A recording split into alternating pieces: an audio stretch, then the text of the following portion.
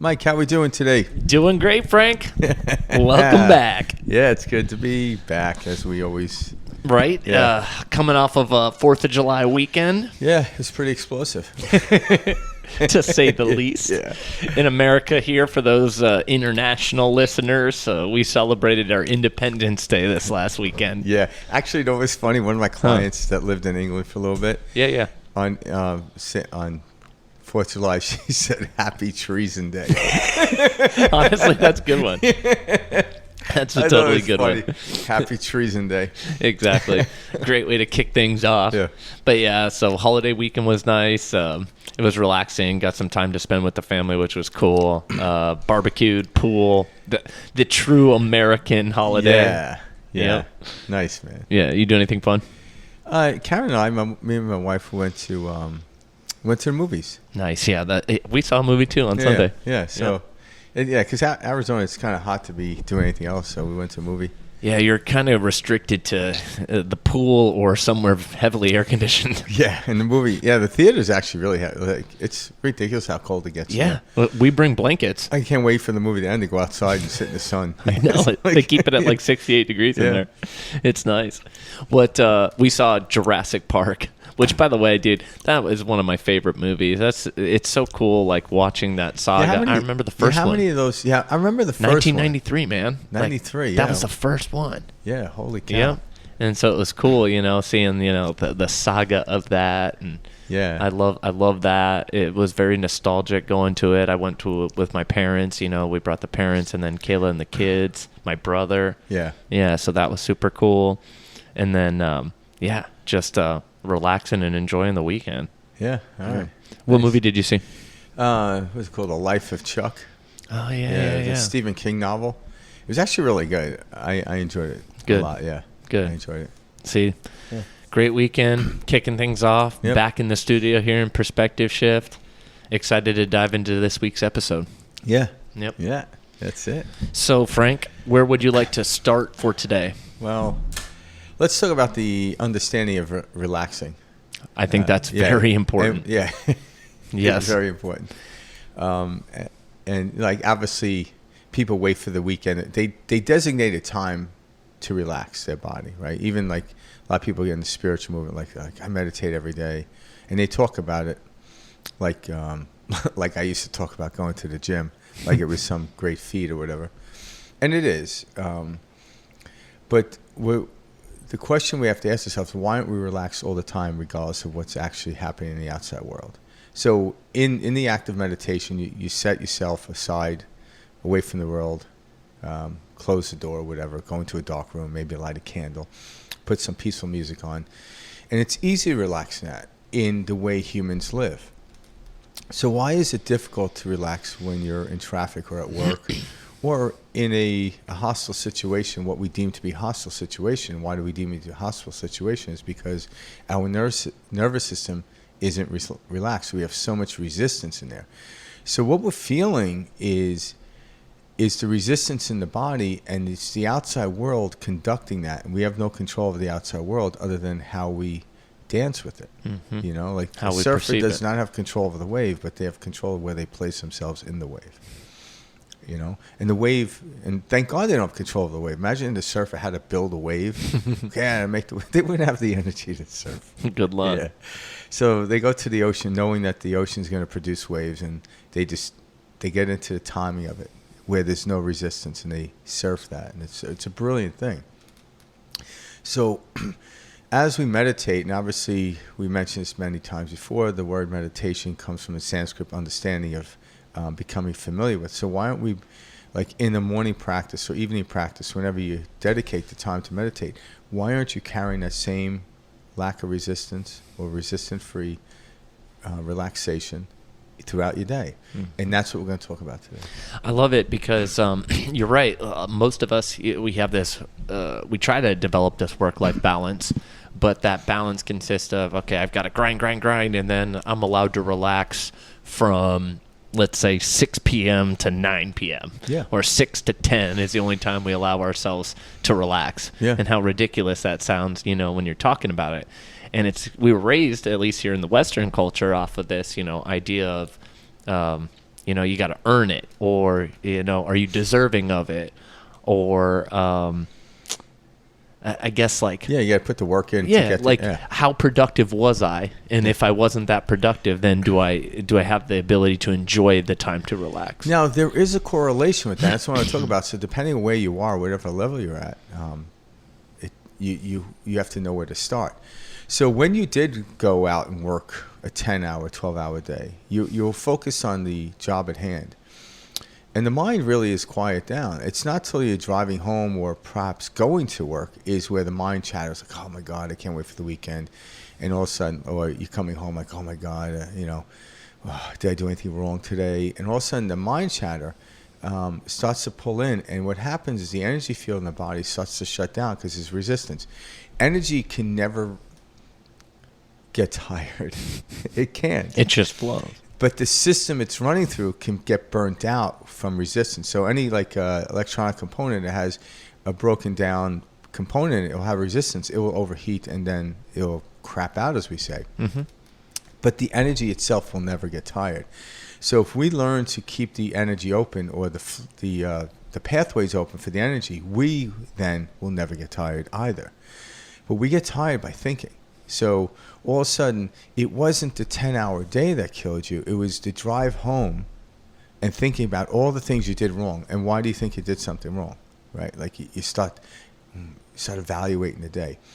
I shouldn't have said this to my colleague. Yeah. I look like an idiot in front of my boss. Blah, blah, blah. Yeah, evaluating your day would almost be like driving home and continuously looking in the rearview mirror at where you just came from. Like that's the most dangerous thing you could do, driving.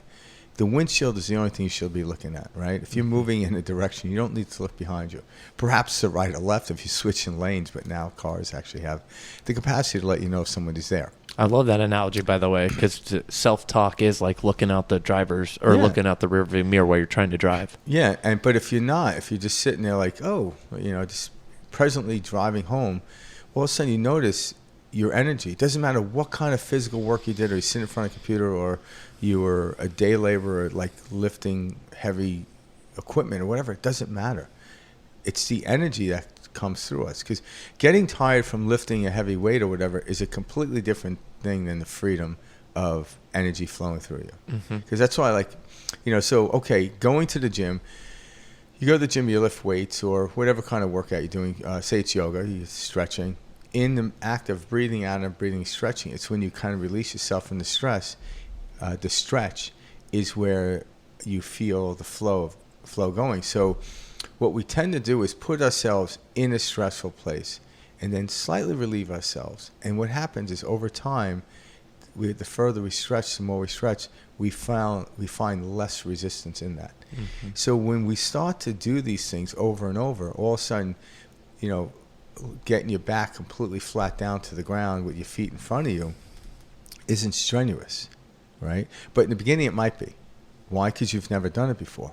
So these outward acts of doing, lifting weights or running, it doesn't matter what it is, your body starts getting used to letting go of resistance. Why? Because say I never ran before, right? And the idea of running 20 miles or 25 miles is overwhelming. I probably won't make it down the block with that idea.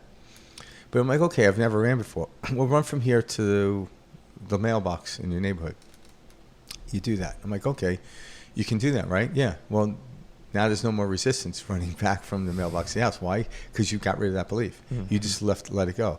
So as I keep doing that over and over and going further distance, and again, depends how you're doing it, but you could still run 3 miles every day and never go above 3 miles, but you'll notice the resistance lessens. Why? Because you already know you can do it. Yeah. How fast can I do it? Another belief. Okay, last time I only did it in 6 minutes. Let's see if I per mile, and now I can do it in 5. So now doing a 6-minute mile, there's no resistance, very little resistance in that, because it's the beliefs that we can't do something, or we shouldn't do, or the thinking about it, that is what's crushing the system, not the outside activity. Not the activity. Again, there are certain beliefs that we're told, and that's why like the David Goggins of the world are breaking those. A guy like runs 200 miles. Yeah, that guy's nuts. Well, he's nuts based on the rest of us society are lazy. Standards. Yeah, society standards, right? Which the bar is really fucking really low.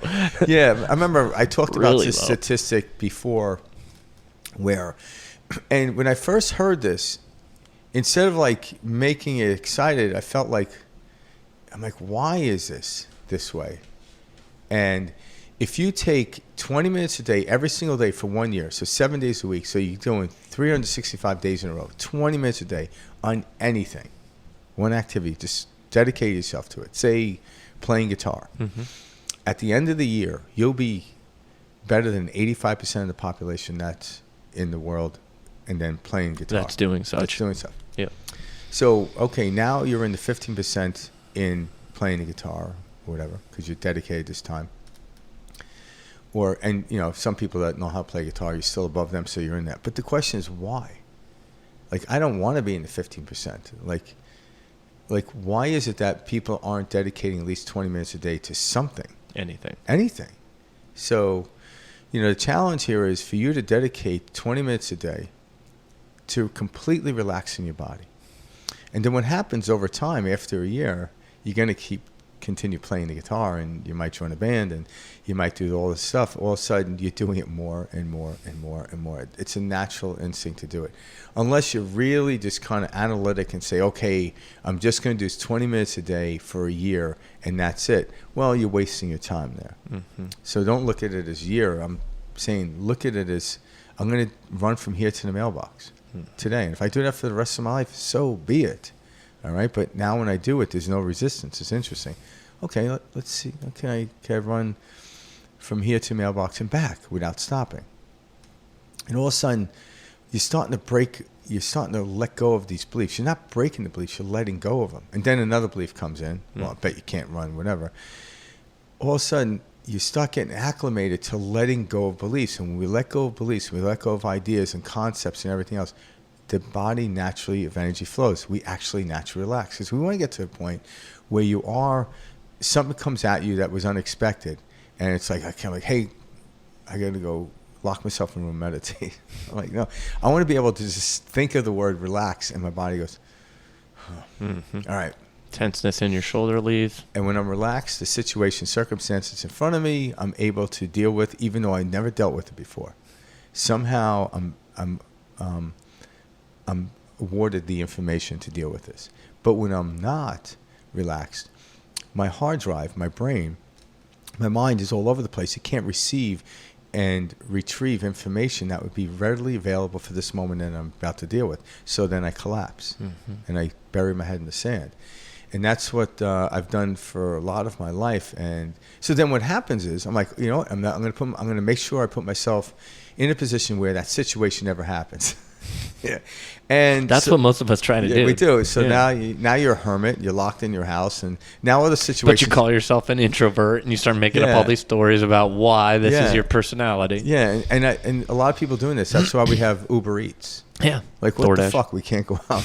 We can't get our own food.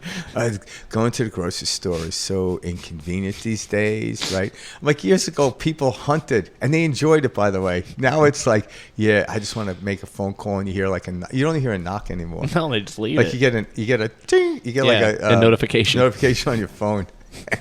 And the then world you go out there, in. you pick up the food. And it's just like, where are we going with this, right? Mm-hmm. So now we could isolate ourselves. The depression is way up, anxiety is way up. And why is that? Because we're trying to create a world that yields to us. And I'm like, how is that working for you? Does it make life more comfortable? Yeah. But do I really want comfort? I want to go into the unknown. So I want just a slight excitement, not discomfort, excitement into there with the energy flowing. And then all of a sudden I'm like, man, this is cool. Because what's going to happen is everyone's going to be sitting there watching videos of people doing what I'm talking about, and they're just sitting home getting Uber Eats, where David Goggins isn't getting Uber Eats. No. He's running while you're watching him. I'm like, why aren't you running with him, so to speak, instead of just watching him? The second I see David Goggins and I watch the video, I put my sneakers on, I go to the gym. I stopped watching the video. I need to watch to the end. It's like, stay hard. Like, I don't need to watch the other anymore. Like, I think I was watching a movie one time, and forgot who, I think it was a Mark Wahlberg movie. And it's like, it was an action movie. And I remember like 2 seconds into it, I get up and Karen's like, where are you going? I'm like, I'm going to the gym. I can't let this guy out, do we? Yeah, I can't fucking, like, I sit there and watch this guy. Literally. You know? And it was funny but it was this excitement. It wasn't this like, I'm a piece of shit, I need to go to the gym. Because if I said that, I would have just buried on my couch and watched 5 more movies that day. No, it was like, man, why aren't I doing this? Like, why aren't I making my own movie, so to speak? You know? And, you know, because do I need to watch another action movie? And the answer is no, I don't. It's nothing wrong with it. But all of a sudden, it compelled me to go do something. And it was kind of cool. So thank you, Mark. Thank you, Mark. Forget my ass off the couch. I think it's funny because, so like one of the things that I really like about Buddhism is Buddhism has, I think it's like literally like one of the first laws or whatever, the first principles or however they categorize them, but it's life is suffering. And it was the first time that I've ever seen like a religion or like anything, a spiritual, hierarchy, whatever you want to call it, identify like the unsatisfactoriness of life. And it's normally not like talked about. In fact, we dance around it. And I really like that about Buddhism because we don't normalize that, hey, at certain times you aren't going to have, 15 different dopamine hits from the food, the movies, this. There's going to be feelings of lack. There's going to be feelings and emotions that come up that are difficult or that feel that you will feel immensely. And there's beauty behind those feelings. Because they lead you to a deeper thing. No, because there is the ability with when the understanding of Buddhism, which isn't really a religion. But we push all that away. And we're like, no, I need to stay inside. I can't be uncomfortable. I can't this. And we're pushing away all this discomfort. Yeah, but if the less you push discomfort away, the less discomfort you'll have. Exactly. But we're not told that. We're not taught that. No. In fact, we're sold on all these, this is how you get more comfortable. Yeah. Get this app. Yeah, because so you don't have to do this. Because the story of Buddha was obviously lived in a palace, and one day he had seen a human being in despair. Yeah, when he was outside the palace walls. Yeah, and first time seeing, and his dad poverty. kind of tried to evade him from that, like avoid him. He couldn't, so he did it. So when he got older, he just left and says, "I'm going to do the opposite of live in a palace," and he did. And he's like, "Well, this isn't working either." I'm not surprised. I liked Buddha a lot more after I heard that story. By the way, this is not the way. He's like, all right, so extreme poverty is definitely not the way. Yeah, but what it is it's kind of having this. It's the understanding of the paradox of life.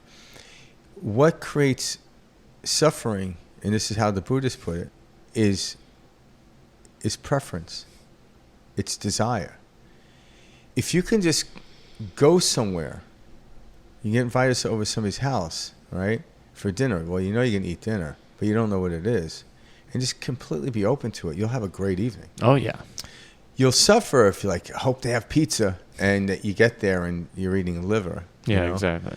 And all of a sudden, it's that strong preference of wanting that makes it wrong. So we have so many preferences of how the world's supposed to be. And the thing is, think about all the circumstances, situations that are happening in the world, in the universe right now. Like, what do you think is happening on Mars right now? Right? What do you think is happening in California right now? Mm-hmm. I don't know, because you and I are in the studio talking in front of mics, and one day somebody will listen to this conversation. But I can't think about all the things. I can only be in this present moment with you, having this conversation and unraveling this idea of suffering. What is it? The reason suffering goes away based on this outside world, like if I get something, say I wanted something, I get something. In the act of getting it, I'm no longer... I suspend the idea of wanting, so all of a sudden my energy starts flowing. And then over time, that goes away, and we get back into that rhythm and back into that cycle. Why do we want anything? All right? There's needs that naturally come up: oxygen, water, food. We need that as humans, survival. We know the 7 natural needs of humans. Yeah. Maslow's, we went over that. Yeah, we're the ones who get in the way of them. It's not that it's not given to us. Like food, like this, we live on an earth that produces food all the time. Mm-hmm. So one could say at some level we have a distribution problem, right? Nowhere near. I remember Sam Kinison. Did you ever hear a comedian? No. He was a freaking lunatic. He was once like a a pastor or something like that, and then he became comedian. That's hilarious. Yeah, usually it's the other way around. I was just gonna say. Usually you start out like the comedian, like, oh, I found Jesus. He was like, yeah, I found Jesus, but I became a comedian. But he was very funny. But he was talking about like, he's like, yeah, like, and he's always screaming. He's like, yeah, there's people in the desert. Like, we have deserts too, but we don't fucking live there. Move, you know. And it like he's got a point in some case, right? Like, and it's just funny based on that. Like, why? So we have a distribution problem in one way of looking at it, not an abundance problem, right? That's a very fair way to say it. We throw out more food. Anyone knows, like, if you have a lot of money in the bank but the ATM goes down, like, it's not that you have a money problem, you have the inability to get to it. An access issue. Yeah, access issue. So, and what is the access issue? It's the resistance, right? Yep. So if we can learn, and so next time something happens, you get really excited. Literally, self-inquiry. Why is me gaining this, the money, the house, or whatever it is, why is this opening in my heart? Why isn't my heart open all the time? Because now you have to replicate that every time. So, okay, I made $1 million. Like, oh, that feels good. You know, that lasts. I'm telling you, it doesn't last that long. And then now I got to make another $1 million or $2 million or whatever it is. And then you're always chasing this thing, and you get there. And then one day, it's like now it's like I'm working on making $5 million, and something hits you, and you get into a major depression because you realize I made $4 million in a year. And now I'm trying to make $5 million next year, and I'm still not happy. This is happening all over the world. And it's like, fuck. Like, okay, maybe at $5 million I'll be happy, but no, I wasn't happy at 1. I wasn't happy at 2. Sustainable happiness. So you realize. So then you actually go into this. You have to go inward. You're forced inward. The outside world will force you inward. And Bashar just talked about this. I mentioned this, where people like talk about the emotion of depression, or the situation of depression. And he goes, you're looking at it all wrong. This is his viewpoint, and I really like it. He goes, what it is when you're searching for the outside world to feel good, you go into a depression. It's actually a compression. You're compressing inward, and you're actually building up, because nothing out there will ever make you happy. It will momentarily distract you from your pain, and your heart will open up. And then we think, oh, it was that thing. No, it wasn't. It was a distraction of wanting. And it gets back to the Buddhists of desire leads you into suffering. So, okay, wherever you are, all right, again, how do I back away from that? Well, when you feel good, you're getting something, ask yourself, why? What about this is feel good? Because $1 million doesn't, it makes your life more comfortable, guarantee that. Yeah, I'm not saying don't go for that, but it doesn't produce the energy flowing through your body and the feeling what we call happy or peace or whatever you want to label it. It doesn't produce that at all. It doesn't sustain it. It's like, what's doing that? It's my definition and my belief that when I get this expectation. So when you go in there, if you could learn to work with your nervous system, like breathing, like it doesn't cost any money to breathe. It doesn't cost any money to meditate. Doesn't cost any money to relax. And the more I do this, the less I have to really put forth effort into it. It's like going to the gym to me is effortless. When I get there, I like pushing myself beyond the belief of what I could do, but it's not a struggle. It's not like, fuck, I got to do this today. Yeah. Like every time I go to the gym, like, what are you doing today? Legs. Like, oh shit. Legs is a funny thing, but because they're hurt. Housing, like, yeah, I got to do legs today. It's like they wanted. I'm like, it was like a close call between committing suicide and doing legs. Yeah, I was like, why do we do that? Like, it's one of the largest muscle groups in your body, so you really feel it. Yeah, I was gonna say probably soreness and all that. But when you're doing legs, you have to breathe more, let go more, resist less, so to speak. And all of a sudden, you actually have fun. Because everyone that does legs, a couple sets into it, they're fucking there. They're burning. Like they're there. It's the mind before going into, like, shit, what am I getting into? I'm like, it's the resistance of the beginning part of it that you don't like. But what happens is it might have taken you 20 minutes to get into it. Now it takes you 10. Eventually, it won't take you anything because you keep doing it. I'm like, yeah, if you keep doing it. So I tell people, do legs more than once a week, and you won't have that problem. Do it, and all of a sudden, like, yeah, learn to love legs.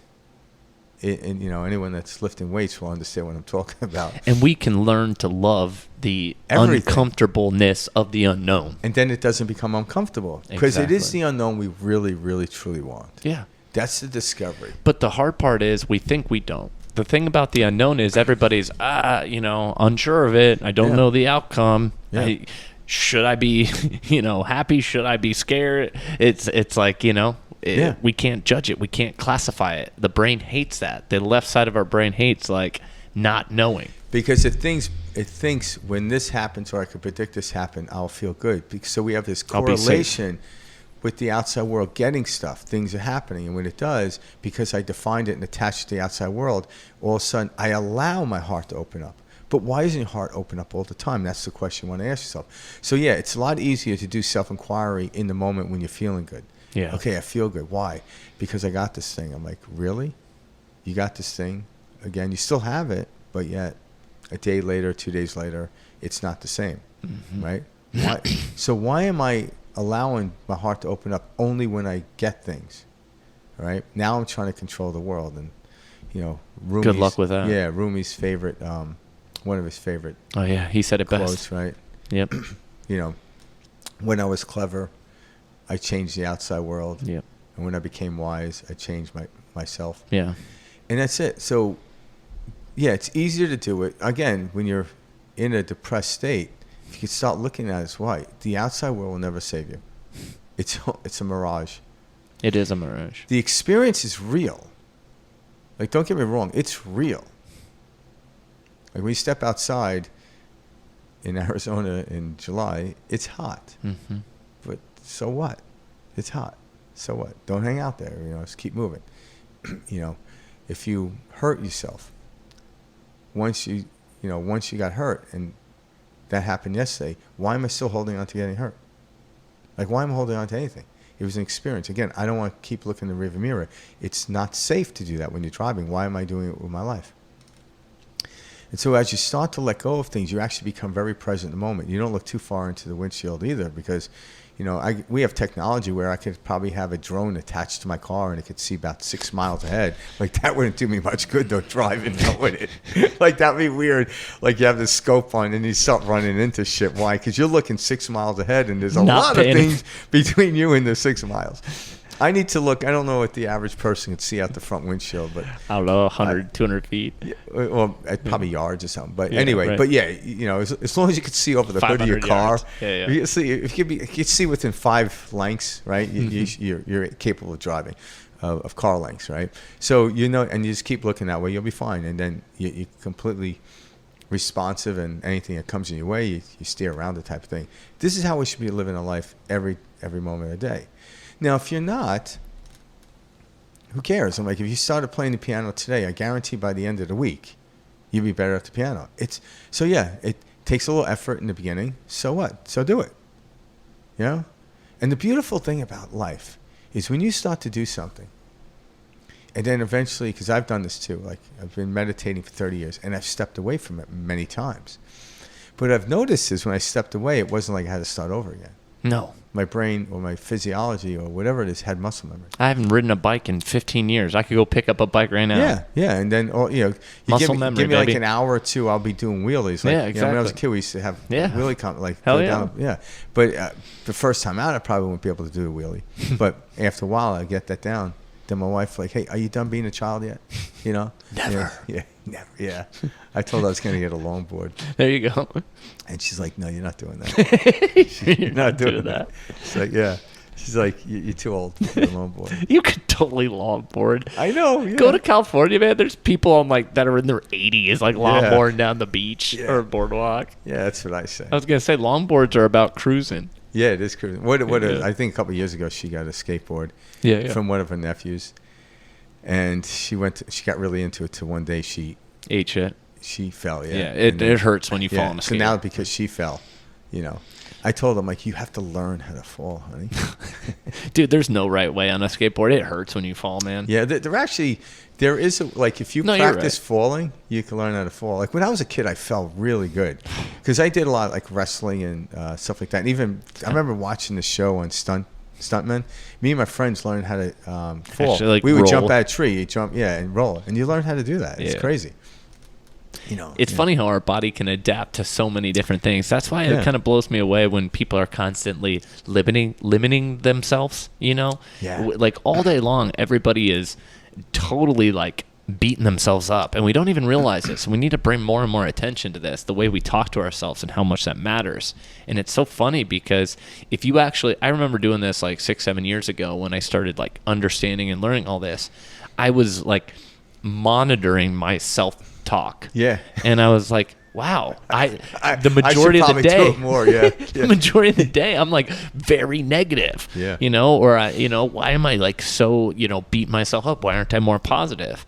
And when you bring a level of awareness to that, shit changes because you're like, oh, I wasn't aware before. That's the whole thing. Most of us are walking around not even conscious of the fact like that, hey, we're observing these thoughts. We think we are the thoughts. Yeah. And we're like, oh no, this is just who I am. And it's like, hold on, let's show you how this system works. Yeah. You are not the body, let me show you.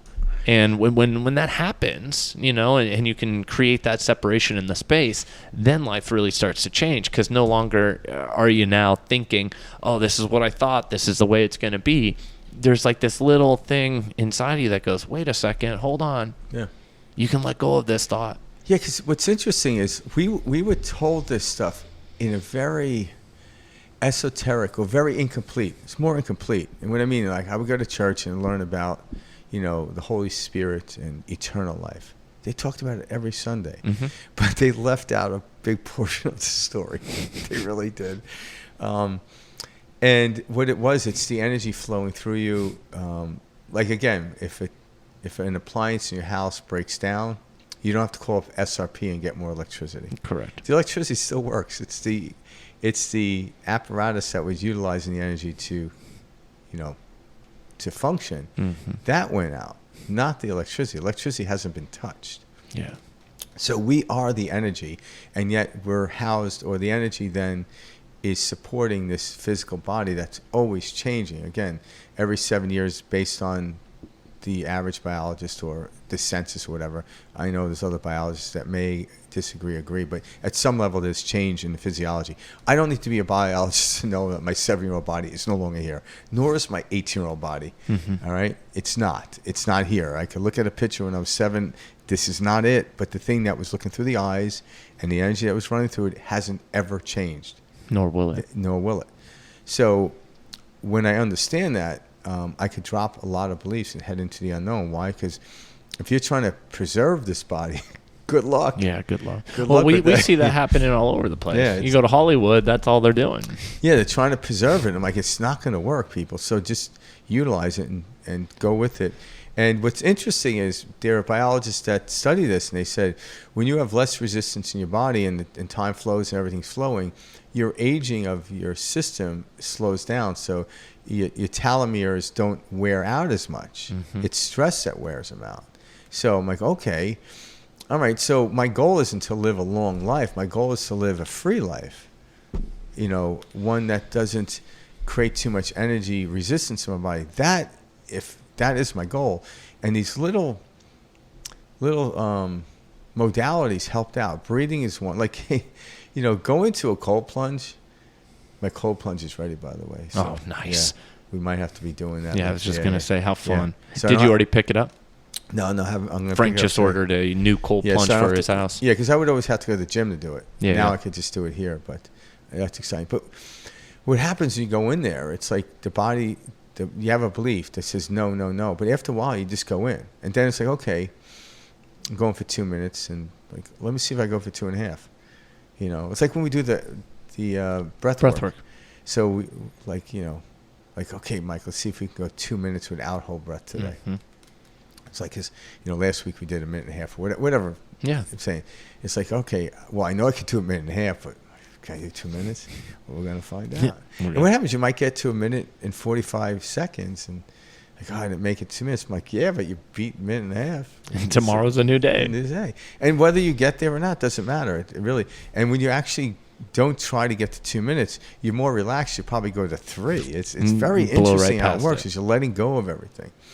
But don't be like, oh, if I don't make it. Because if you have to get to 2 minutes, you won't make it past a minute, even though you did 1.5 minutes last week. Why? It's because the resistance is so much that your brain's like, you got to breathe. We're building up this charge in our body that's unnecessary. And the only time we release it is when Friday the whistle blows at the end of the day, so to speak, and Saturday morning comes. Why are you waiting for that? Why isn't it happening at 4 a.m. on Monday? Mm-hmm. Why don't you feel that way at 4 a.m.? Yeah, 4 a.m. is going to feel different than Friday. I know that. But why isn't the energy still flowing through you? Why are you closing it down? So by noticing that I'm shutting it down, inquiring, that actually opens the heart up a little bit. Exactly. And then go do something. Like you're like shining a light into this area of darkness. You just take a couple of deep breaths in. Like my wife yesterday woke up with a headache, and she's like, I don't know what's wrong. I'm like, I don't care how you got a headache. Yeah. We just did one round. Yeah. Of deep breathing. And it helps.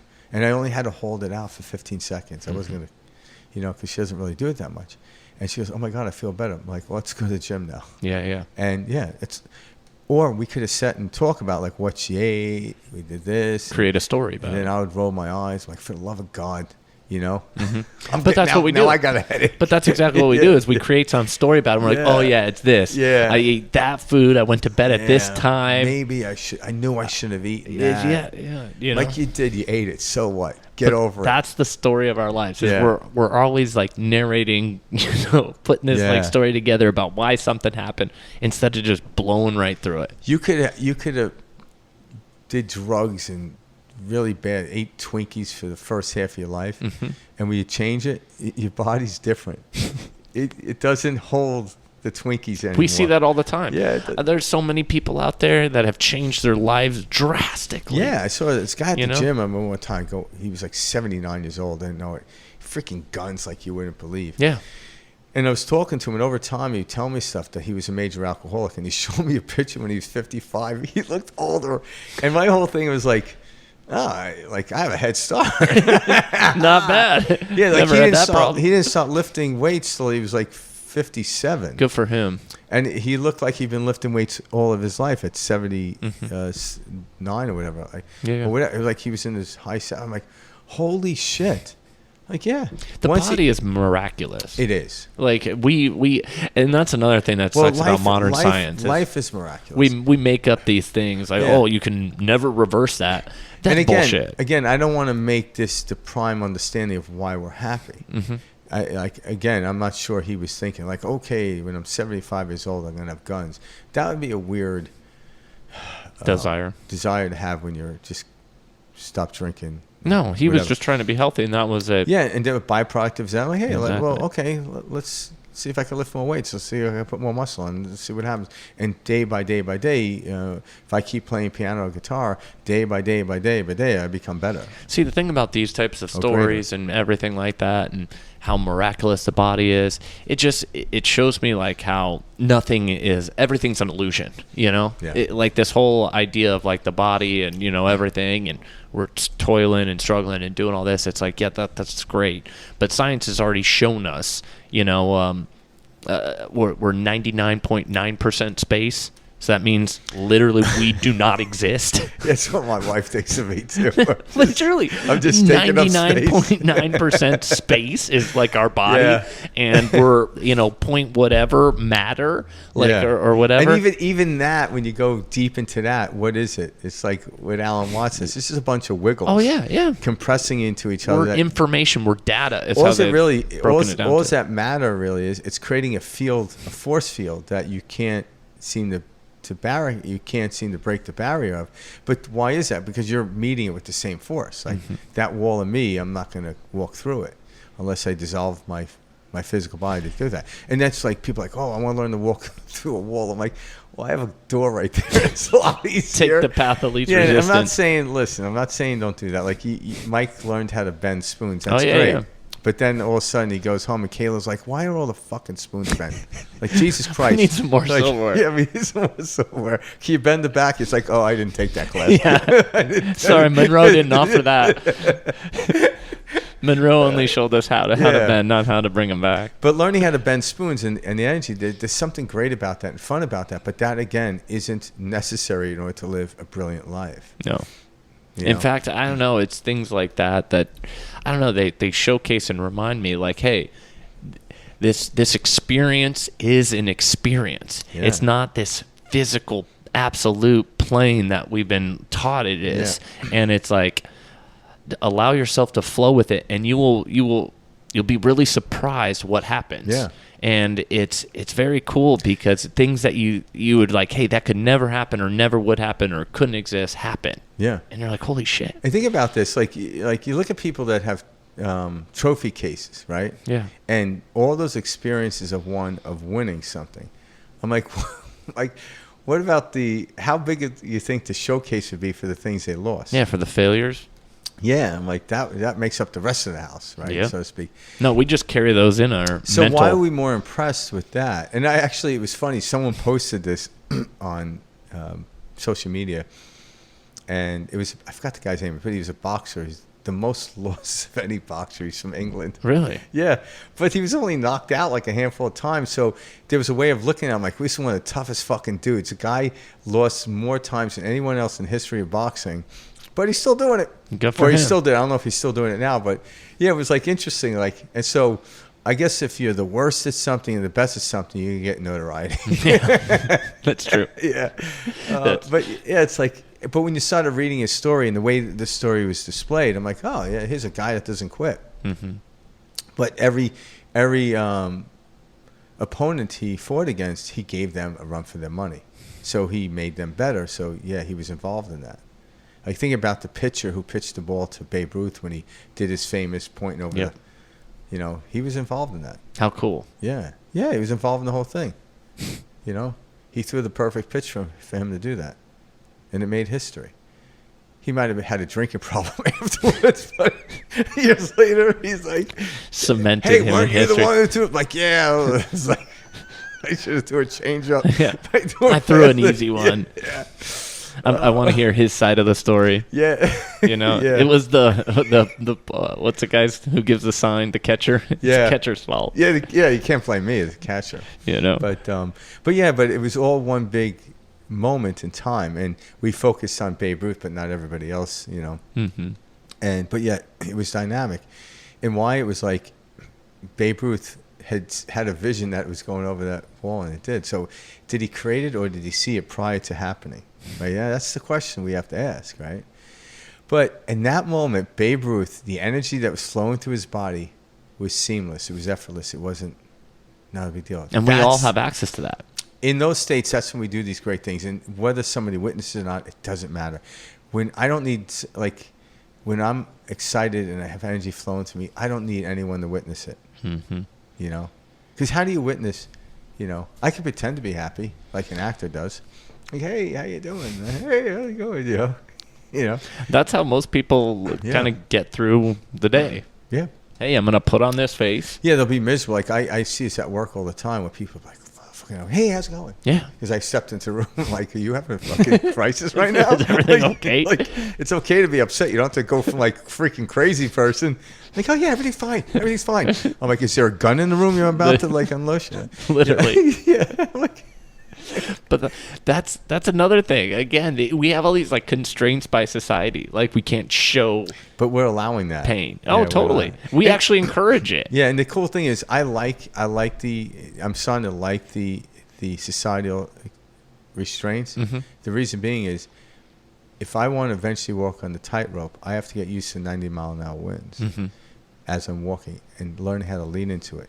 That takes tremendous focus, and so the faster you are driving in your car on the freeway, I guarantee the less you look in your rearview mirror. Oh, so that's what we want to do. We want major distractions, and then we want to elevate ourselves above them, so we're not getting pulled by them. So we don't need to be doing something dangerous like walking on a tightrope.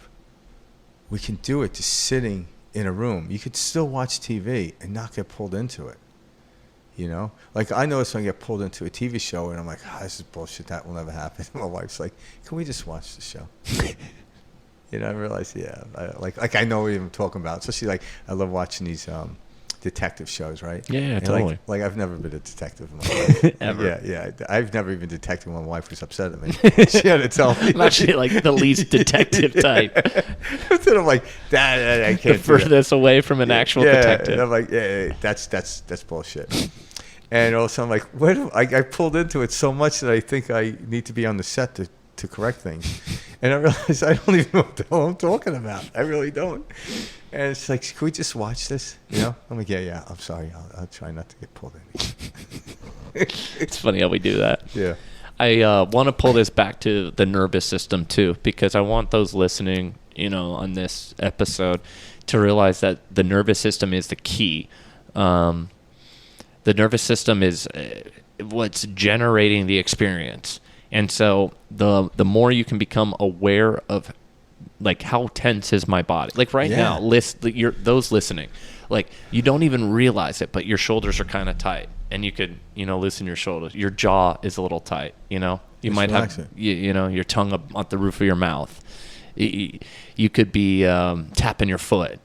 All these different little things that we don't even pick up on because it is unconscious, and we're just doing it. It's like our body's way of kind of dealing with the stress, or it's just so used to that pattern or running at that speed, or maybe you're just jacked up on your coffee or your energy drink from the day. You don't realize how tense your body is. And as I started to learn to monitor that, it allowed the outside world literally too to slow down, but things to become more manageable. Yeah, that's a great, Yeah, you can manage life a lot easier. You don't have to control it, but you can manage it. Yeah. Well, that's the thing, is you actually relinquishing control, which feels really good. It's like that scene in The Matrix when Neo was being shot Perfect example. He just, he was dodging, but then at one point he just went, and they all fell. He learned how to control his nervous system. Yeah, that's it. And that was the controlling nervous system, not the outside world. Mm-hmm. So he slowed everything down by allowing the flow of the energy. Yeah. But when it was resistance, it's very... and this is hard, but I mean, like, I work in real estate, and I'll be on the phone, we'll have like a tense conversation, maybe it's a seller, or, a conversation, a negotiation, somebody's upset. I always remind myself about how to especially slow down in those situations, and start to breathe more. And I start to relax more. And people, you tell that to anybody on the street. Oh, you're trying to relax when you're in the middle of, an argument or that's when you want to relax. But yes, that's like the prime time. Yeah, and it's interesting because most people get all worked up. This is interesting because I remember like being raised boxing, and I remember first starting out like when I was real young in the ring, and my dad, the only thing he would scream from the corner is relax, not like duck and throw a right hand or whatever. Like, he would say that when I came back to the corner in between. And then one day I understood what he was talking about. So I learned to relax in the ring. Brilliantly. I get punched, I'm still relaxed or whatever. It's part of it, You keep your breathing down. At every fight, I was sweating, but I could have kept going. Mm-hmm. But if I ever to get into a street fight, which I hardly got into, my nervous system went out of whack. So I had to learn to calm that down in order to handle it. And every time I learned to calm it down, the fight never really happened. Mm-hmm. It came close. But it wouldn't happen because I calmed myself down. Or if it did a couple of times, I was able to duck. I remember one time a guy came at me, he started swinging, and then I think he threw 3 swings and didn't hit me. And I looked at him like, do you want to continue? Yeah. No, I said, you want to continue? Mm-hmm. And he didn't. And I could tell he had this immense fear in his face. He wasn't a fighter. Yeah. Because the way he swung, it was bad. Yeah, you could tell. And I also felt like if I hit this guy, I'll really hurt him. Yeah. But I was very calm at that moment. If I wasn't, I would have unleashed. Mm-hmm. And who knows what would have happened. Exactly. It could have been dangerous. So, but when I was playing the sport of boxing, rather out here, so I didn't correlate the two. I learned to relax in the ring, but I then solidified it just to the ring. Mm. Like, why didn't I learn how to relax out here? Like, I wish I was taught to relax when I was taking a goddamn test. Yeah, right.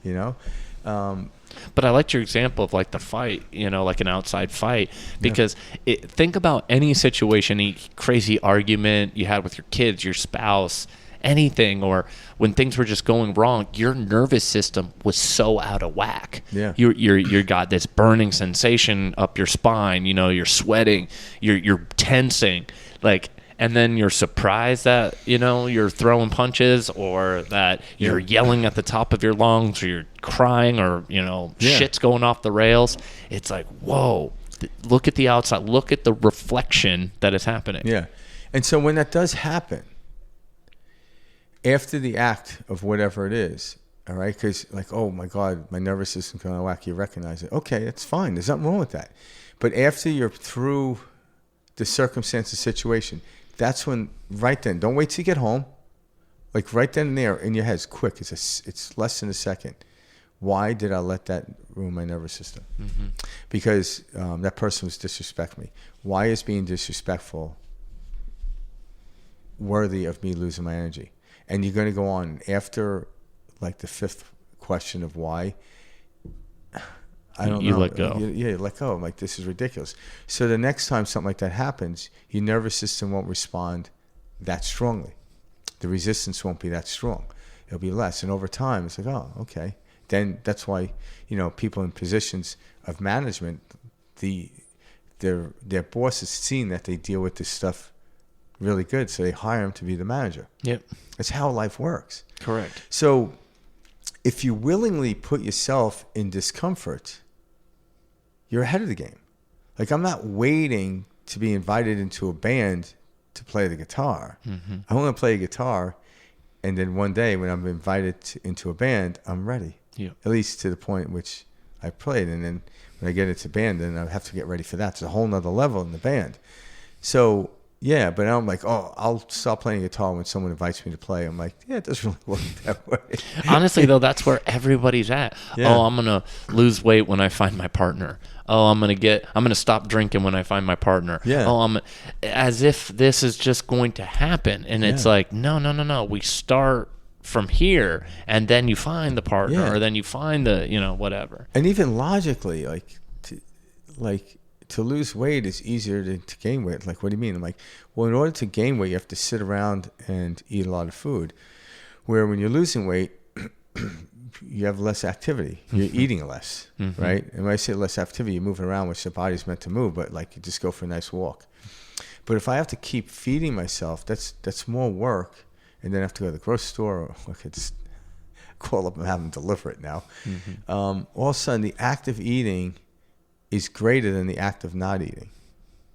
And all of a sudden, you start to logically look at this stuff. This is logic. It's a higher logic, but it's not illogical. It's not woo-woo fairy tale. I'm like, no. Like, we're talking about a higher logic here. Like, to drink alcohol, it takes more work than not to drink it. Because you got to go out and buy it. You got to do this, and you got to unscrew it. You got to get glass, and then you got to drink it down. And where it's like, if you didn't do that, you wouldn't have done anything. Correct. You'd remain there.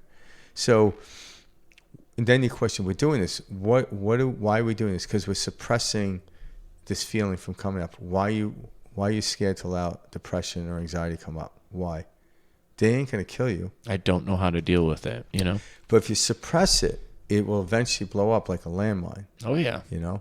So let it sit. Like, you'll be fine. And I've learned to do this, like, when I had... Because even, like, I would, like, get anxiety, and I'm like, okay, if I'm going to do my breath work, I'm going to get rid of it. I'm like, all right. So do that. That is still a form of suppression. Rather than, okay, I'm going to let this come up and not do anything. Just sit with it. And all of a sudden it came up, boom, it popped up. Oh, man, now I'm going to do my breath work. Mm-hmm. All right? So I don't want to even suppress it with the permission slip of breath work. But when I'm doing the breath work in this state where nothing's pulling at me, when these things pull at me, I have the ability, because breath work is strenuous, depending how deep you go. So when an outside thing happened that created anxiety to me, my body can handle the anxiety now. And I don't mind sitting with it. I'm like, okay, I'm good. I can handle this. Comes up, and I just relax the body, and pops. I'm like, oh, wow. What did I do? I just relaxed. I didn't do anything to relax. I literally just relaxed. Mm-hmm. And I relaxed. It's like holding something. Just let it go. And all of a sudden, because of me doing all these modalities over time, I now can go right to the rudimentary, what they call the 0 point, and go there. So now when I do the breath work, I just do it. Like, I'm going to keep pushing myself because it's fun. I expand myself. I don't do it because, like, I know something big down the pike's coming. So I gotta get ready. Something's going to make its way out. Something's going to make its way out, and the weird's going to happen. So I'm getting ready. I'm not breathing to be a prepper. People are building bunkers and shit like that. And I'm like, if the world really goes healthy, you really want to go in a bunker. Like, you want to get stuck on the ground? Like, seriously? if a meteor's coming for the planet or whatever, I want that thing to hit my forehead. I'm out of here. Yeah, I'm gonna. Where's it landing? It's in Minnesota. I'm like, okay, let's get in the car and go to Minnesota. We're heading there now. Yeah, I don't. Right. Like I want the experience that freaking thing hit me right in the forehead, right? Rather than just like come out like 3 years later, like what the fuck happened here? But you're totally right. Yeah. As soon as we learn to, sit with it and not push it away, not judge it, not categorize it, let it be there, it dissipates. Yeah. It pops, it goes away. And it's because you've no longer shoved it down. You're no longer pushing it away. You're no longer trying to drink it away, smoke it away, whatever. And pop. Yeah, if the pain is overwhelming, do a breath work. Even if like you put on a TV show, the pain goes away because you're no longer distracted. But once the pain goes away, be mindful enough to come back. Okay, turn the Netflix off. And all of a sudden, now that it went away, now you're at a better place to deal with. Because sometimes it may be too overwhelming to deal with it. I get that. That's why we have these modalities such as meditation, going for a run, go for a walk. Those are just permission slips to distract us momentarily from it. But when you do that, all of a sudden, like, man, I don't feel this anymore. I'm like, what was it? Oh, it was a show. I'm like, no, it was you were no longer thinking about your problems that really aren't problems. They're just illusions, right? Because there are situations, circumstances that come about, but they come, they go. Someone dies, and you go through a mourning process, your heart closes, but eventually it opens up. It always happens, right? Always. But if you sit there and think about the next person in my life that might die, my heart just shuts down, even though they're still alive.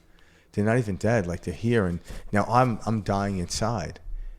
And squandering the moment in which you have with that said individual. Yeah. And then if they do die and like, see, I knew it. Like, everyone's going to die. You should have been scared and sad and depressed. Yeah, it's like going to Vegas and betting like everyone on this planet eventually is going to die. Nobody would take that bet. Do you know why? I was going to say, I'm putting all in on everything, that bet. Yeah, everyone's going to die. And they're like, well, you can't collect till everyone dies. I'm like, oh. Never mind. There's a caveat there. Exactly. So, yeah, and so as we learn, you have to really, really be honest with yourself to where you are. And wherever you are, it doesn't matter. No, that's important. It doesn't important. matter because no matter where you are. Is where you're supposed to be. Supposed to be. And just now what we're doing is we just teach you how to keep looking at the rearview mirror just into your present future. And just keep going and enjoy it. Enjoy the journey. Yeah. And all of a sudden, you stop, you stop off and you explore here, explore there, but you just keep moving in that direction. And when you get the urge to look back, while you're looking back, I feel something's going to sneak up on me. That's just an old belief. It's rearing in. Okay, look up. Okay, how did that make you a better driver? No, it actually put me in a little more danger. Mm-hmm. Okay. Then all of a sudden when you're feeling good, you realize, hey, it's been a long time since I looked in the rearview mirror. Mm-hmm. It's like, yeah. And that feels great. Because you have no need to look in the rearview mirror. And if a cop is up on your ass, that's why I have a siren. You don't need to look. You'll be just fine.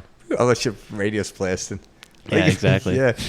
Then you're going to jail. Like three. You see helicopters flying around. What the fuck? Like, you didn't pull over 200 miles ago. I'm like, oh, I was listening to Van Halen. Sorry. Sorry. Yeah, I had a blast. I'm trying not to look in the rearview mirror. I'm living life. Yeah, they think you're running from that. You're like banging your head to some music and shit, right? You're on the news. Yeah. Your wife's calling you saying, why the hell are you on the news in a high-speed chase? Man, that's Jamie's crying song. I'm like, oh shit! I didn't know. Officer, I swear to God, Jamie's crying came on, and I had no idea. I loved it. Yeah, and it blasted. I'm like, I'm like on the ground with cuffs on my back. But anyway, something too like that I remembered as I'm going through all this is like I'll talk about like there was these pitfalls that have been set up for us, like the way social media now works with these 10-second, 30-second videos and stuff like that. Everything's meant to constantly be grabbing our attention, giving us dopamine hits. Our food, the type of food we have out there, and that is unfortunately available to us, is again, modified, engineered to keep pulling us back, make us addicted, want to eat more, all of this. Soda, coffee, all of there's so many things out there that are just little dopamine hits that pull our attention away. So remind yourself of these things as you're going through this, journey and progress. Is like you're going to be like, oh, my mind's all over the place. And it's like, well, yeah, I've watched these 10, 30-second videos every day on TikTok. Why am I expecting to have a longer attention span? I need to let go of that. You have to prime and prep and walk yourself through what's going on, Yeah, it's almost like if you had say 20 books in front of you and you read a chapter in each book. That's going to be a weird fucking read, I'll tell you that right now, right? Because again, if you're watching a short clip on, TikTok or whatever it is, and it grabs your interest, right when it grabs your interest, turn off TikTok and go into that subject deeper. There you go. Then go deeper. So that could be of value. Oh, absolutely. There's value in everything. Hey, is there more out there? I'm like, why not follow this one? It was because that's really what it is. It's meant to lead you to a bigger, broader perspective. Yeah. Right? Like a movie does that, right? You watch the preview. But can you imagine your whole life you've never been to a theater, you just watch previews? That'd be fucking weird. Yeah. Oh, yeah. Yeah, and then people talk about the actual movie because they went to see it, and they'll mention that one scene. I'm like, yeah, it was great. And it's like, remember that time? I'm like, no, don't remember that part. Only saw the preview. Yeah, it's like someone that watches TV and all they talk about is the commercials. Yeah, right. My mom's that way. I swear to God, she watches TV commercials. I saw a really funny commercial today. It makes you laugh that she appreciates commercials. But I'm like, how was the show you watched? Exactly. Yeah. Where your attention goes, energy flows. Yeah. And so that's something I just wanted to highlight. Is you're gonna feel like, oh, I'm getting pulled away all the time, and it's like, yes, that's been the design of this outside world the whole time. Yeah. And we have to have the awareness of that to go, oh, okay. I'm retraining. I'm rewriting this software. I'm putting a new system on here. This is going to feel a little different. Yeah, it might feel uncomfortable. And once you elevate to a higher level, you're no longer being pulled. No. You might be being pulled by something up here, but the higher you go, the higher we go into the atmosphere, there's less gravitational force that we have on ourselves. The closer we get to the Earth, the faster we speed up. All right? So if you jump, if you're right outside the atmosphere, you're floating. When you get into the atmosphere, you're coming down at a rate that's not as fast, but all of a sudden, the closer you get, the more to the gravitational pull, it speeds up. Yeah, you start to look at it that way. All of a sudden, it's like, yeah. So the higher we go up, there's less resistance up here, right? And all of a sudden, people experience that when they go higher altitudes. The sun is hotter, right?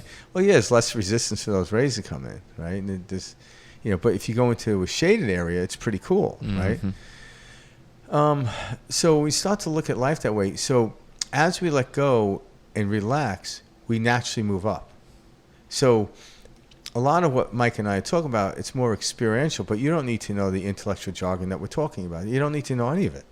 It's because what we're talking about is experience. And I'm trying to do the best I can at explaining experiences through analogies such as climbing a mountain, a hot air balloon, a building whatever analogy I use. Like the hot air balloon doesn't need any more hot air. It just needs to cut the tether, and it floats up. So when we start to cut the tether, which are beliefs that are unwanted, you start to do that, and all of a sudden it floats to its natural state.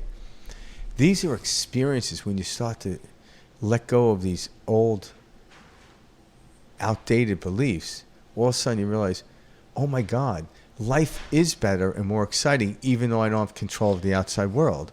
I have control of how I feel, and the outside world no longer bothers me. Therefore, I don't need control. I don't need control over something that doesn't bother me. I don't need to control the trees on the side of the street because they don't bother me. And how good it feels to relinquish that weird need for control. Yeah, why does the white lines in a road that are driven when you're driving down the car, why don't they bother you? Opposed to Sally at work said something. Yeah. They're both equally valued in the world. But why, what I'm saying? Why doesn't that bother you? Why isn't the trees, the 1,000 trees you pass on to get work, why didn't any of those bother you? If one fell in front of your car, it probably bother you. Yeah. But why didn't that bother you? Because of how we talk about it. Yeah, how we look at it. How our self-talk matters. This is why self-talk matters.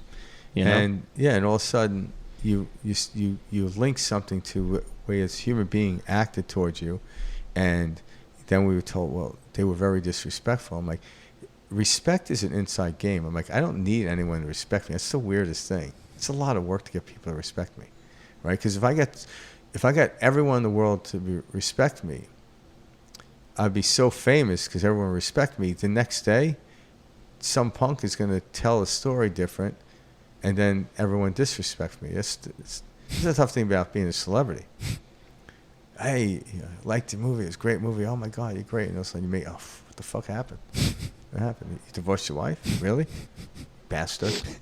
Like, well, what? Funny Don't you like my movies anymore? No, I'm not watching movies because you're part of that religion.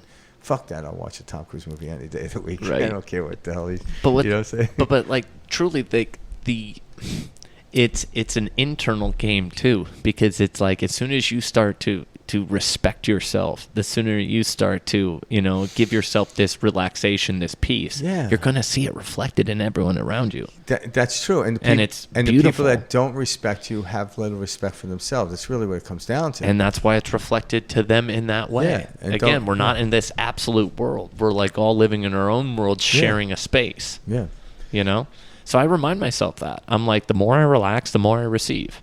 The kinder I am to myself, the kinder I speak to myself, the kinder I'm going to have, interactions and experiences with clients, family, friends, my partner, all of that. Yeah, and those are just byproducts. When you feel good, you simply feel good. Yep. That's period. Like if you're 90 years old or 9 years old, feeling good is feeling good. Yeah, the 90-year-old probably can't climb the tree as adequate as the 9-year-old. But the 9-year-old's like, why am I climbing a tree? Like, you know what I'm saying? I already explored that when I was 9. But the act of feeling good is the same. Mm-hmm. And that's your heart opening up, love. We all know that feeling. We call it flow. You call it whatever you want. Yeah. So why aren't we always in that state? Is it possible? And the answer is absolutely yes. So, again, most of us aren't there. So there are ways and steps to do that. Like, I'm really bad at playing the piano. I'm like, when was the last time you played? Oh, I've never played. I'm like, well, that's why you're bad at it. Exactly. Stop playing. You might not become Chopin, but that's not really the goal. It's just like you get caught up in playing music is the greatest thing, You know, all of a sudden it's just amazing. Mm-hmm. You get caught up in it. And everyone can play music, Oh, absolutely. Yeah, I remember my dad, someone asked him one time, it's like, you play an instrument? He goes, yeah, the radio. Turn it on and tune, baby. Yeah, that's my instrument, baby. Turns and a tune. Yeah. And that's what we're doing. We're tuning every day. What channel do we want to see? Is today going to be a horror? Is today going to be a comedy? Yeah. Is today going to be a success story? Let's see there. And also when I feel strong about my preferences, I'm like, why do I have such a strong preference here? Because now I'm always looking for this type of movie, and then we understand that in the world. There is a thing called diminished returns. Mm-hmm. If I keep, how much am I going to get out of this? Like, well, let's keep going. See what happens. And what generates is the unwilling to go into the unknown. You have to, in order to go into the unknown safely, you don't want any fear in your body, so you have to let go of the resistance. And then what generates is excitement. Excitement is like, it's going to keep you alert. You're fully alert, because I've never been here. I'm not fully alert. Like, yeah. We've never been here today. Let's say July what? 5th, 6th, no. 4th, 5th. Today's the 7th. Today's the 7th of July, 2025. Yep. You and I have never been here. Exactly. We've never been here. So we've never had this conversation before. We had one similar to it. I didn't have to change my language. Mm-hmm. But yet, this conversation never happened before and never will. That's like, there's nothing more exciting than talking to Mike every Monday. I love it. There really isn't. So, it's exciting, when you just slightly shift the way the stories we've been told, the way we're taught to look about life, all this crap. You really start to live a different way. Yeah. And it's like Frank's analogy of being in the basement. It's like you go up a few levels and you're finally like, oh, life doesn't have to be so hard, strenuous, dead end. There's so many feelings that you can experience when you allow yourself to play in that mud. Be mean to people, judge others, talk crap about yourself all day long about how you're not good enough, and you came from this family and it's your parents' fault, it's the family you came from's fault in this neighborhood. let go of it. Yeah, and if as you're elevating up, you go from like the basement to this, you make it to the second floor. And if you look up at the ceiling, you're going to ask yourself, what's on the other side of that ceiling? It's called the third floor. And even if you make it to the place where there's an atrium, you look beyond, there's like, what's above the clouds? What's beyond the sun? These are what keep us moving in that trajectory. What's on the other side? That's why they keep making these big telescopes. What is out there? What is out there? Keep going. Don't look down. Yeah. Look straight ahead. Look up. Whatever. Look in the direction in which you want to move. Because people are driving a car and they're moving this way and looking that way. I'm like, good luck. Yeah, well, that's dangerous. That's, that's a conflict. That's really what that is. And when you live a conflicted life, it's tough. Keep looking that direction. Like, oh, you hit a stick in the road. Oh well, keep going. And put your attention on what direction you're going. Hey, I'm heading toward abundance, love, peace. I remind myself that so much. Yeah. Throughout the day. But I'm like, hey, I'm on the path of abundance. I'm on the path of love. The thing is, I totally let go of the negative. And at another level, you are abundance, you are love, but how am I going to express the abundance? How is the world going to express the abundance and love back to me? Because that's who we are. We came here as that. Yeah. When we came here, we already won the lottery. Now what we're doing is we're spending it in time, right? So literally, like, for anyone that doesn't know biology, but for you, anyone on this planet listening, for you to make it into your mother's womb, like males will excrete like anywhere from 20 to 200 million sperm. That's ridiculous. Only one of them hit, maybe two if you have a twin or triplets or whatever. Yeah. But it's very little. So, but you're still, even though you have a twin, you're still one of those sperm that actually hit. Which is nuts. You already won the lottery. And guess what? You came to the planet Earth, which I don't care if you look at the Hubble telescope, you look out, there is nothing else out there I would want to go to. Like, you're at the best amusement park in the universe. That is the way. Or I should say in our galaxy right now, in our solar system. Because everyone like, oh, look at Mars. I'm like, it's a dust ball. Saturn's got rings around it. I'm like, I don't know about going there. I'm like, Earth is like a freaking... a tropical paradise, right? Yeah, it's just beautiful. We're the ones Mountains. looking at like, this is wrong, this is wrong. I'm like, trees, water, all sorts of it. This is a giant playground. It's planet Earth. Yeah, we're walking down somewhere and there's a river. I'm like, how do I get across the river? And some guy that's brilliant, it's like, all right, take that tree over there and chop it down. Like, what? Just chop it down. And all of a sudden they built a bridge. Yep, laid that across. Wow, that's cool. Hey, and how can we go down the river? Oh, we're going to carve out that tree. We're going to make a boat. All of a sudden, this is how we interact with the world. We aren't making problems. We're actually, there's nothing wrong with a lot of money. It's not wrong with living in a big house, but that doesn't create happiness. Those are just ingenuity type of things, industrious things. And that's fun. It's exploratory, But as we start to do that, okay, now when I do something, how does it affect everyone else just besides me? Now you're thinking in a more mindful place, and you're going to realize it's a lot more simple than that. How can everyone benefit? And that's when we start thinking those terms. Everything changes. Everything changes. Yeah. Yeah. Put the energy. Why? Like, wake up. Like, how am I feeling? Tired. Why do you think that is? Because I have a lot of thought. Okay, do a quick breath work. Because when you're breathing, I tell you, you won't be thinking. You can't really think that much, right? You're just breathing. You're hoping you just don't die. Depending on how rigorous you go. And all of a sudden, after, I'm like, I feel good. I'm like, okay. So that silly thought that was making you feel good, let it go. It's gone. It's yesterday. That's the rearview mirror. Stop it. Move forward. You still brush your teeth. You still go take a shower. You do all these things. But now you're enjoying brushing your teeth. You're enjoying taking a shower. You're enjoying driving to work. You're enjoying actual work. Each moment. Why? Because when the energy's flowing through you, you enjoy stuff. If you go to a movie and you don't like it, it's because your heart was closed. It had nothing to do with the writer of the movie. It had to do with your heart was closed. That's exactly it. Yeah. That's it. I like this week's episode because nervous system is so important. And it was weird. It took me a little while to understand what I was doing. And I was working on the nervous system. Yeah. So I'm hoping that this episode, for those listening, really highlights that go do a little research on your nervous system, and how that ties into the subconscious mind. Go read about the nervous system, because it's what's governing your day. And we don't realize it. We don't realize that we can have this sense of control over our experience once we learn how this system works, and we can physically slow it down. Yeah. Like one of the things that I do often too, for before we let you guys go, I will physically slow myself down, because that calms the nervous system. I will walk slower. Yeah. I will begin to breathe slower throughout the day. There's a lot of modalities you can do. Like, there's a ton of information out there with surgeons and doctors and neurologists talking about breathing. Mm-hmm. Like, how do you activate the vagus nerve, which actually puts you into a parasympathetic state? Breathing. Taking cold compresses on your neck. Doing this, like just down your face. Yep. Like, there's things you can do. That's why we're stressed out. We do this. Mm-hmm. Like, there's hacks in a system to help calm us down. Now, once you calm yourself down, like, why did I let that get me upset? Mm-hmm. That's going to the root. Because I don't want to, I'm doing this all day.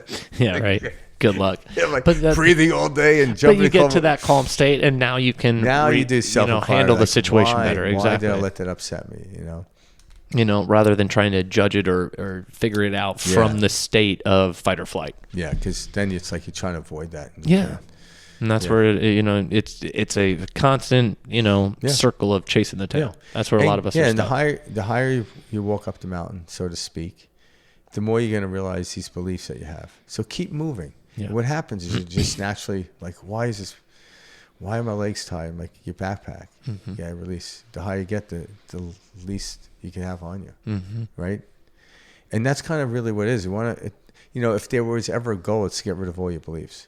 Yeah. And then you're in a state of knowing and not knowing.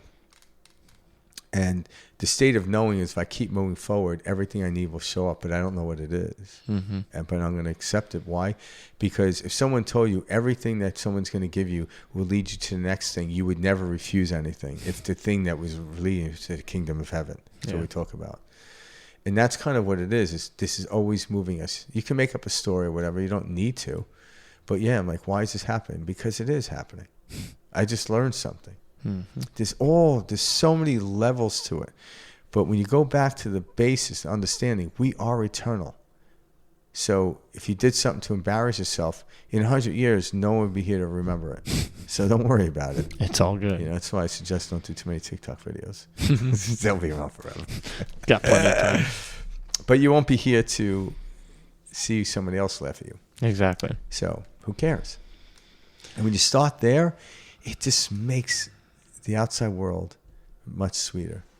It totally does. Yeah, but if you're scared of doing something wrong and fear of embarrassing yourself, that is a very difficult way to live life.